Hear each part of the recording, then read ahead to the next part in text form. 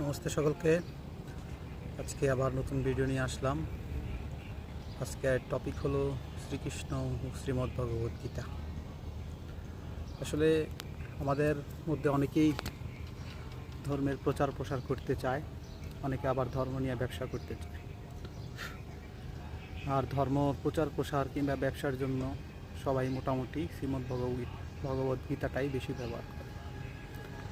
তো আমার প্রশ্ন হলো যে বাজারে বাংলায় যতগুলা গীতা পাওয়া যায়, এই গীতাগুলা ভিতরে সবচেয়ে ভালো অথবা সিরিয়ালে 5টা গীতা কোন কোন গীতাগুলো হতে পারে, কার লেখা গীতাটা সঠিক হতে পারে। দ্বিতীয় প্রশ্ন হলো, এটা শুধু সনাতনীদের জন্যই। ভগবান মনু বলেছিলেন যে বেদ বিরুদ্ধ কিংবা বেদ না মানে তাকে নাস্তিক বলা হয়। তাহলে ভগবান শ্রীকৃষ্ণ কি বেদ বিরুদ্ধ ছিলেন? উনি কি বেদ বিরুদ্ধ গীতায় কিছু লিখতে পারেন? একটু চিন্তা করে দেখি। আসলে সত্য জেনে সত্য প্রচার করাই তাহলে ধর্মের সঠিক প্রচার হবে। আর ভিডিওটা মূলত বানানোর উদ্দেশ্য হলো, আমার এক পোস্টে একজন প্রতিমা পূজার সপক্ষে যুক্তি দিতে গিয়ে শ্রীমদ্ ভগবদ্গীতার 12তম অধ্যায়ের প্রথম শ্লোক ব্যবহার করেছে। উনি কি শ্রীমদ্ ভগবদ্গীতা ওনারটাই মানে, নাকি বাজারে অথবা সবচেয়ে ভালো গীতা কোনটা সেটা মানে? আগে ওনার মান্য কোন গীতাটা সেটা আমার জানা উচিত। ওনাকে কমেন্টে উত্তর দিলে পারতাম, কিন্তু কমেন্টে উত্তর দিলে সবাই তো আর দেখবে না অথবা জানবে না, তাই ওনার জন্য ভিডিওটা বানালাম। আর উনি যদি গীতা মানে, গীতা কি শুধু একটা দুইটা শ্লোকই মানে না সম্পূর্ণ মানে? এবং গীতা অনুযায়ী তো বেদ প্রধান শাস্ত্র, উনি কি বেদ মানে না মানে না?